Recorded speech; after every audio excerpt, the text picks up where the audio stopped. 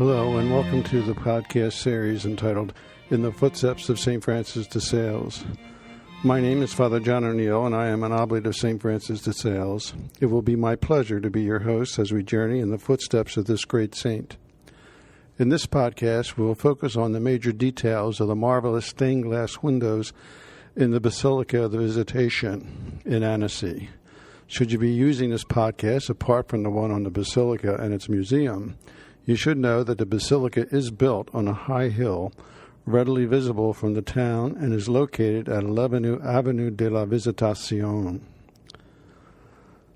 The 12 stained glass windows of the Basilica depict scenes and themes from the lives of both Saints Francis de Sales on the left side of the church and of Saint Jane de Chantal on the right.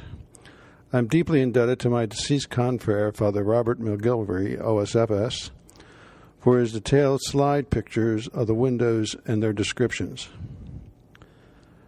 First, we will cover the windows dedicated to the major events associated with the life of St. Francis de Sales, after which we can consider those important aspects of the windows dedicated to the life of Saint Jane de Chantal.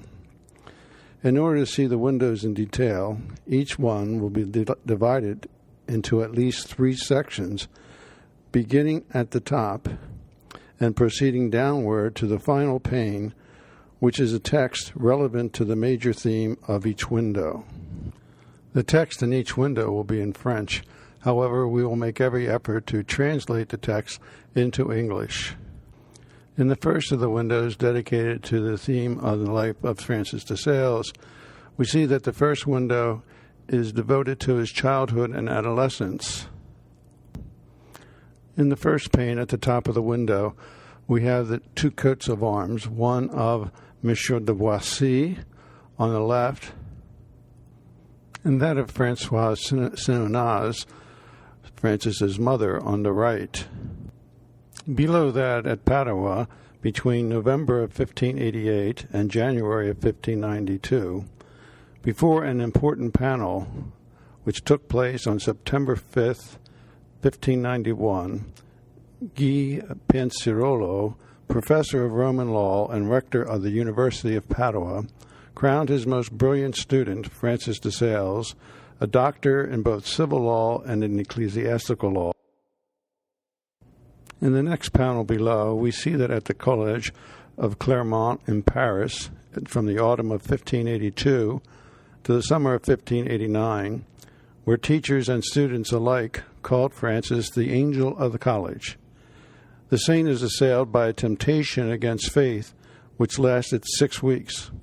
One evening in January 1587, in the church of Saint-Étienne de Grès, which is presently destroyed, Francis implored Our Lady of Good Deliverance.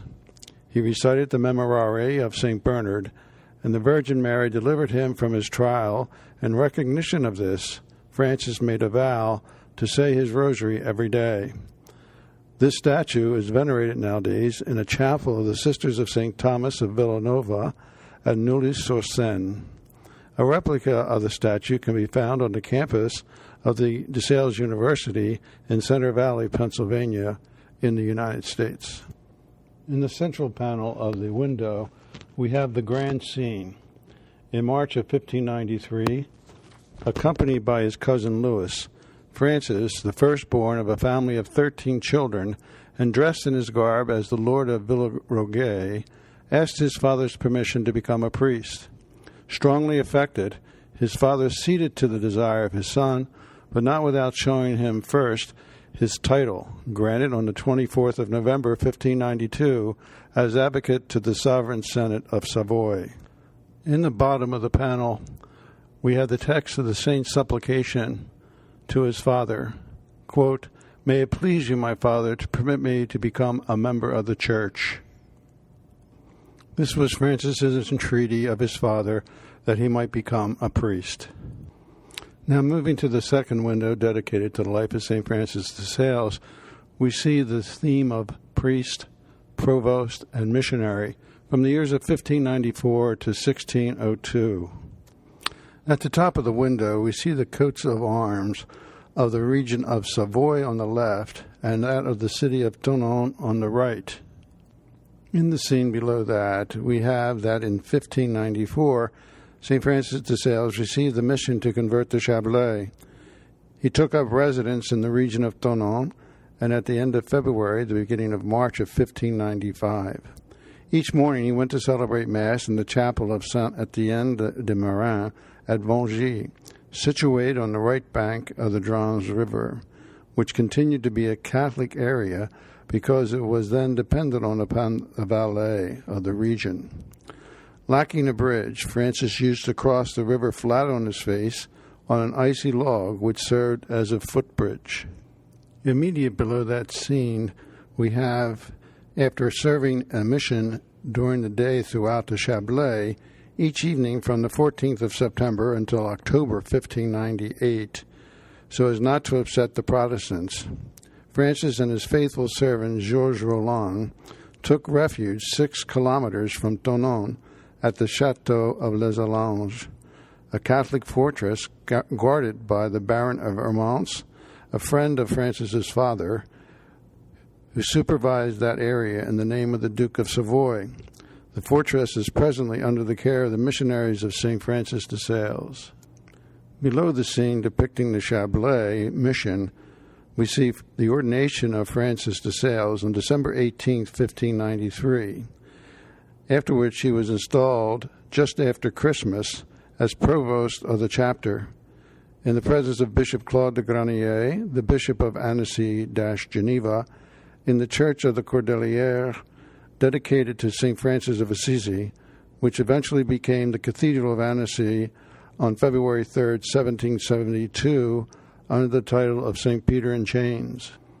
In the grand scene of the window at the base, we see that in the month of October 1598, on the occasion of the 40 Hours, the Apostle of the Chablais, Francis, received at Thonon the official conversion of that region.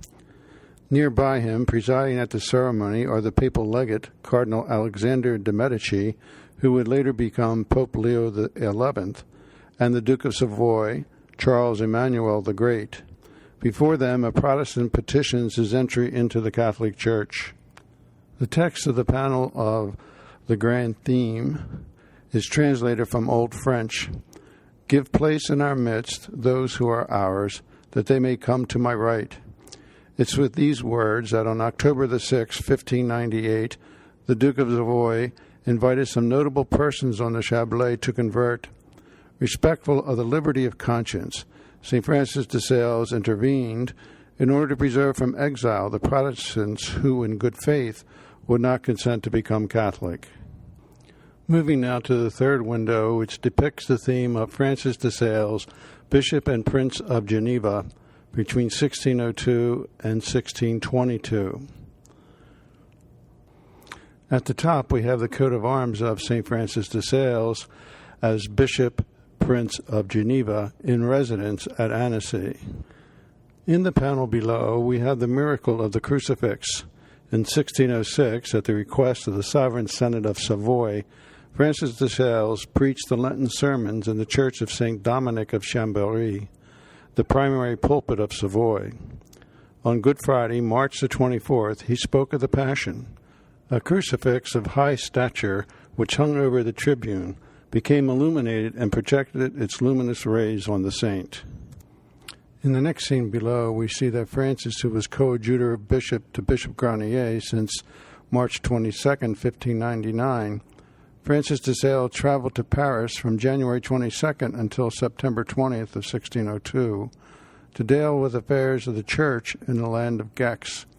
Received several times at the Louvre by Henry IV, he humbly refused the honors and wealth which the king offered him as an inducement to remain in the capital so as to have an easier recourse to the wisdom of his counsels. In the next panel, en route towards Paris, where he arrived towards January 7th of 1602, Francis de Sales and his companions passed over the Saône River in order to reach Mâcon. The saint, quote, doctor in the wings, end quote, reassured the passengers who were bewitched by the ebb and tide of the river that had become rapid by the thaw of the snow. quote, reaching the bank, there was not one who did not believe to have been saved by the prayers of Blessed Francis. In the main panel of the grand scene, we see that even though Francis had been named coadjutor bishop 4 years earlier, he had deferred out of humility of receiving the episcopal consecration during the lifetime of Bishop de Granier. After his predecessor's death, Francis was consecrated on December 8, 1602, in the village of his birth at Toron, situated approximately 20 kilometers from Annecy. The consecrating bishop was Monsignor or Bishop Bastien Garibaldi, who was Bishop of Vienne in Dauphine.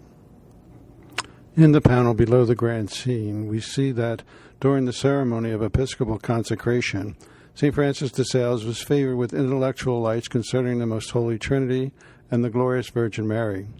Then, according to witnesses, the translated French reads, "As if a stranger to the world, his face became radiant." The fourth window in the series of St. Francis de Sales, we see the theme of Doctor of the Church and Patron of Journalists and Catholic Writers. At the top of the window, we see the coat of arms of Francis de Sales as Bishop of Geneva on the left, and the coat of arms of the Visitation on the right. Below the coats of arms, we see that St. Francis de Sales in 1606, along with Senator Favre, and in his ancient house on the Rue Saint-Clair, number 18, they founded together the Florentine Academy of Arts, Sciences, and Letters, the first of the French language. Beneath that scene, we have the saint composing the introduction to Devout Life with the aid of counsels given to Madame de Chamoisy, represented on the window and designated in the book under the name of Philothea, meaning one who loves God. The introduction was published in 1608 and has been reprinted more than 40 times during the saint's life and translated into the principal languages of the entire world at the time and incorporated into the program of the university. The Introduction to Devout Life is classified among the masterpieces of religious literary art and spirituality. It remains the most read work after the Bible and the Imitation of Christ, demonstrating most effectively the possibility for all Christians to attain sanctity. Depicted on the right side of the grand theme, we see that in 1606, the Holy Doctor Francis de Sales depicted in discussion with a Dominican and a Jesuit on the subject of the accord between divine grace and human will, which was a question highly debated at that time. In the panel below the grand scene, we see that in 1616, St. Francis de Sales completed his work entitled The Treatise on the Love of God, and translating from the French, the text reads, "Here for certain I am speaking for souls advanced in devotion." With these words, they're taken from the preface to the treatise, which is considered a continuation and complement to the Introduction to Devout Life. Now turning our attention to the fifth window in the series, we have the theme St. Francis de Sales, administrator of a diocese of nearly 600 parishes. At the top of the window, we have the coat of arms of two organizations which existed during the Second World War. On the left is the coat of arms of an organization referred to as the Francisques, which was representative of the Vichy government, established in 1941. The coat of arms on the right is that of Les Combattants, which was also established during World War II and was considered a symbol of the resistance in France at that time. In the panel below the coat of arms, we see Francis mounted on a mule went about his diocese from 1605 to 1609. Whenever he arrived in a locality, he was certain to bless the parishioners. In the next panel, we see that in September of 1609, Francis passed the bridge of the Rhone, presently the Pont d'Ile, in Geneva, by which he would enter into the country of Gex, which submitted to his jurisdiction. Some spectators looked on with astonishment at this bishop traversing the city of Geneva, at the time which was entirely Protestant, both spiritually and temporally. On the left side of the same panel, we see that in 1619 in Paris, St. Francis de Sales encountered his great friend, St. Vincent de Paul. He had established him as the ecclesiastical superior of the Visitandines of the capital, a function that he would fulfill until his death nearly 40 years later. In the grand scene of the window, after a long trip to Paris, Bishop Henri de Gondi, Cardinal of Retz and Bishop of Paris, with the agreement of the king, proposed to Francis to make him coadjutor bishop by giving him the Abbey of Sainte-Geneviève. However, we see in the text from the panel below that Francis declined the offer and responded from the French, "I do not feel it necessary to change a poor woman for a rich one," meaning a poor diocese, his in Annecy, Geneva, for a rich one, that of Paris. Moving now to the sixth and final window dedicated to St. Francis de Sales, we see the theme of charity, death, and apotheosis, or Francis's elevation to glory. At the very top of the window, we have two coats of arms, that of Annecy on the left and that of Lyon to the right. Just below that panel, we have at 18 Rue Saint-Clair, in the courtyard of the house of his friend Antoine Favre, where Francis lived from 1610 until his death, the charitable bishop gave alms to the poor each day for an entire hour, occasionally distributing even some of his own clothing. Just below that panel, we see that returning from Avignon with the courts of France and of Savoy, St. Francis died at Lyon on the 28th of December, 1622, of a cerebral hemorrhage at the age of 55, in the hut of the gardener of the monastery of the Visitation of Belcourt. He was assisted by the Vicar General Menard, by a seraphic religious, by Brother Guillaume Armand, a Jesuit as infirmarian, and by Sister Marie Cécile, the out-sister of the Visitation. In the grand scene of the window, we see St. Francis de Sales is elevated to glory by the angels. Below the grand scene, we have a text in French, which translated is, "Deliver my soul from the prison of the body, so that I may chant the praises of your holy name." These were the words pronounced by the saint just before dying. Some of the important dates which occurred after the death of St. Francis de Sales was that of his beatification on December 28th, 1661, his canonization, which took place on April the 19th, 1665, and he was declared a doctor of the Church November the 16th, 1877, and finally named patron of journalists January 26, 1923. You may wish to pause the podcast briefly at this point in order to give yourself time to cross over to the other side of the church, where we'll begin reflections on the windows devoted to the life of St. Jane. The theme of the first window, dedicated to the life and major events in the life of St. Jane de Chantal, is her infancy, childhood, and marriage between the years of 1572 and 1592.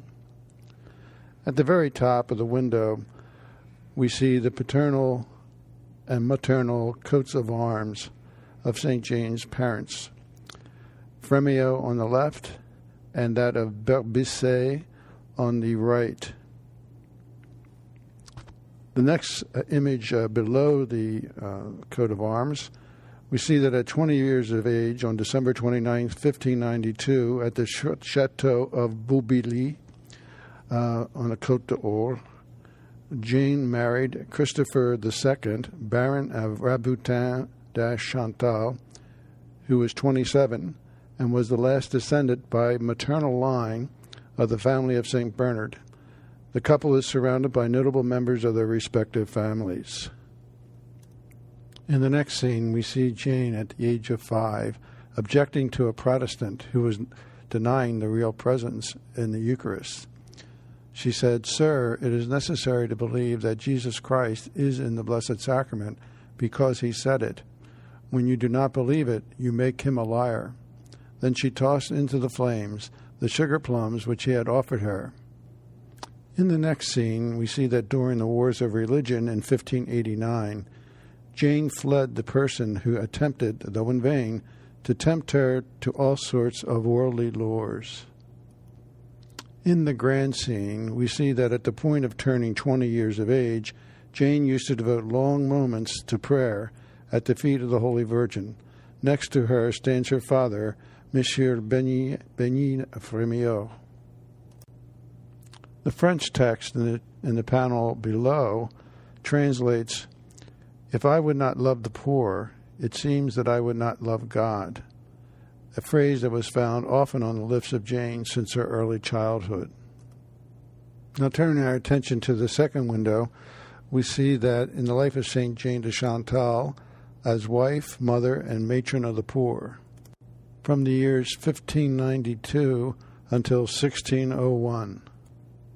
At the top of the window, we see the coat of arms of the two families, de Baboutin da Chantal family on the left and the Frémiot family on the right. In the next panel, we see that at Bourbilly in 1601, Madame de Chantal prays for her husband lying on the ground, accidentally and mortally wounded while hunting by his cousin.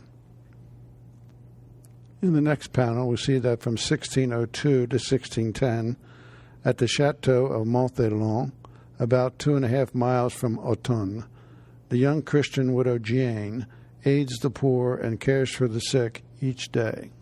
In the panel portraying the grand theme of the window, we see that in 1601, Jane, the mother of 6 children and 8 years of marriage, with her husband near her, is surrounded by 4 survivors, namely Cels Benin at age 5, who will later marry Marie de Coulanges and will be the father of Madame de Sévigné. Next is Marie Aimée, age 2.5, future spouse of Bernard de Sales, the younger brother of St. Francis de Sales and Baron of Thoron. Then we have Françoise, at age 15 months, who will marry the Count of Toulon-Gion, and then finally Charlotte in the arms of her mother, who was born 3 weeks before the death of her father in 1601, and who would die at the age of 9. Below the grand scene, we have the text in French and translated as, "Take all that I have in the world, Lord, but leave me my dear husband," a prayer of St. Jane, model of spouses, beside her dying husband. The third window, reflecting aspects of St. Jane's life, is the theme of widowhood as spiritual directory of St. Francis de Sales between 1601 and 1610. We see at the very top of the frame the coat of arms of St. Jane the widow, uniting from left to right those of her husband and that of her own. Immediately below, we see the scene in 1604 when St. Francis de Sales preached the Lenten sermons in the Sainte-Chapelle, the palace of the Dukes of Bourgogne in Dijon. On March 5th, the Friday after Ash Wednesday, the preacher noticed near the pulpit a very attractive young widow. It was Madame de Chantal. Both recognized each other as being seen miraculously in a dream and in their role as future founders of an order of women religious. This double vision took place for him some days before Lent, and for her already in 1601. In the next panel below, we see the scene which took place in February 1604 at the Château de Sales in Thoron, the place of his birth. St. Francis prepared his Lenten sermons. One morning, after having celebrated his Mass in the family chapel dedicated to St. Sebastian, he perceived the first 3 persons by whom he would later establish the Order of the Visitation of Holy Mary, namely Madame de Chantal with a halo and Mademoiselles de Brachard and Favre. The event depicted in the grand scene takes place at Dijon. Presented by her brother, the Archbishop of Bourges, André Frémiot, Madame de Chantal had recourse to the spiritual wisdom and insights of St. Francis de Sales. The text in the window below the grand scene in French is translated as, "It is quite true that it is the will of God that I charge myself with your spiritual conduct." With these words, by which St. Francis de Sales would accept to become Jane's spiritual guide on the 22nd of August, 1604. In the fourth window, depicting scenes from the life of St. Jane, we have the theme itself of religious and founder of the Order of the Visitation between 1610 and 1641. At the top of the window, we see the coat of arms of St. Jane the Widow on the left and the coat of arms of the Visitation on the right. In the panel below, we see that on Monday, March the 29th, 1610, Madame de Chantal left Dijon in order to found in Annecy the Order of the Visitation. She had previously confided to President Frémiot the education of her son, Celse Benin. Her heart broken but her soul valiant, she responded to Monsieur Robert, the tutor of the children, who was astonished by the tears with which her eyes were filled. She said, "Don't forget, sir, I am their mother." Charlotte would die at 9 years of age, and Marie Aimée, having married the Baron of Doron, lived with the de Sales family near Annecy. Madame de Chantal would continue to concern herself with her children, their situation, and their future. In the scene below, we see that from 1612 to 1618, the Sisters of the Visitation used to go 2 by 2, 2 hours a day, to aid the poor and to care for the sick of the city of Annecy. On the pressing invitation of Monseigneur de Marquemont, Archbishop of Lyon, St. Francis de Sales would give them the full cloister on October 16, 1618. Let one know well that, quote, the particular task of the first Visitandines had not been the visiting of the poor, as their name seems to indicate. They are Visitandines primarily because they must live according to the spirit of evangelical mystery, that of the Visitation, united in intimate piety, humility, and fraternal charity. Just in the upper left-hand part of the grand scene, over Francis's left shoulder, we see at the Rue de Providence, at the cradle of the Visitation, called the Gallery, and presently incorporated into the convent of St. Joseph of Annecy, the first outsister, Anne Jacqueline Coste, receives from a servant on the part of Senator Antoine Favre some bread, some wine, and some meat for their little community the day after its foundation.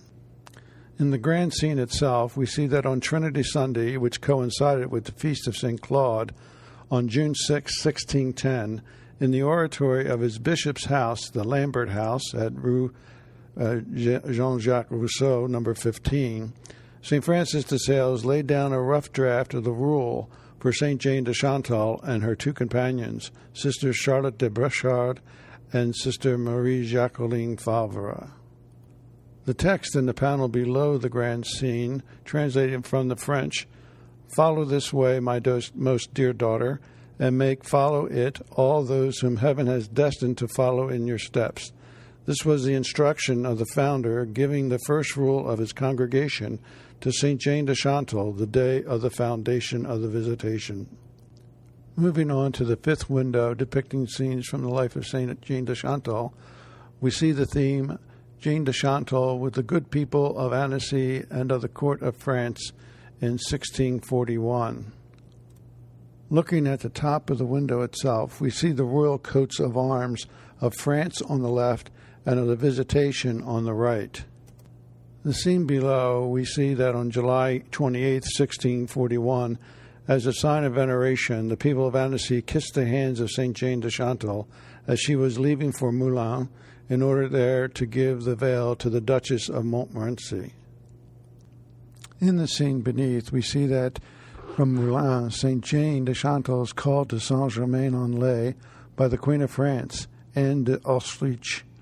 The Queen welcomed her in her carriage, saying to her, "I wish, my mother, to keep you a long time for my consolation and to receive your advice." In the grand scene, we see the Queen presented to Jane de Chantal the Dauphin, who later became Louis XIV, and asked her to bless him. Despite all her excuses, she obliged her to give him her blessing and made him kneel in order to receive it. In the panel below the grand scene, we see from the French, translated, "Goodbye, my dear daughters, until eternity," which were the last words of Mother de Chantal to the Visitandines of Paris on November 11, 1641, when she realized her death was approaching. Now moving to the sixth and final window in scenes depicted in the life of St. Jane de Chantal, we have the theme of death and apotheosis, or elevation into heaven, of St. Jane. At the top of the window, we have the coat of arms of the city of Moulins on the left, where the saint died on December the 13th, 1641, and on the right of the Duchess of Montmorency, who received her last breath and embalmed her body. In the scene immediately below, we have the last dialogue between St. Jane de Chantal with St. Francis de Sales in Lyon on Monday, December the 12th, 1622, where he permitted her to speak only of the affairs of the Visitation. At the bottom is the Cathedral of St. John of Lyon. In the next panel, we have, during the course of a Mass for the repose of the soul of St. Jane, St. Vincent de Paul saw two globes of fire, symbolizing the soul of St. Francis de Sales and of St. Jane de Chantal, blending into a third, representing the divinity. From this vision, it occurred to him as an interior sentiment that these two souls were in heaven and that they had no need of prayers. To the right of the globes is the Church of the Sacred Heart of Moulins. In the grand scene, we have the apotheosis of St. Jane de Chantal, surrounded by angels as she ascends into glory. In the final panel below, we have an inscription translated from the French. "My mother, do you not wish to go before the spouse who is coming?" "Yes, my father, I am going there." The question was posed by Father de Langede, a Jesuit who assisted the saint a few moments before her unexpected death at the monastery of the Visitation of Moulins on December 13th, 1641, at 6:30 in the evening. The response of the dying one showed her to the priest as appearing before God. Thus die the saints. Saint Jane Françoise Frémiot de Chantal was beatified on November 12, 1751, and canonized on July 16, 1767. This now concludes our tour of the stained glass windows of the Monastery of the Visitation in Annecy. Thank you for joining me, and I hope you will continue your journey in the footsteps of St. Francis de Sales, both historically and spiritually, in some one of the other podcasts available in this series.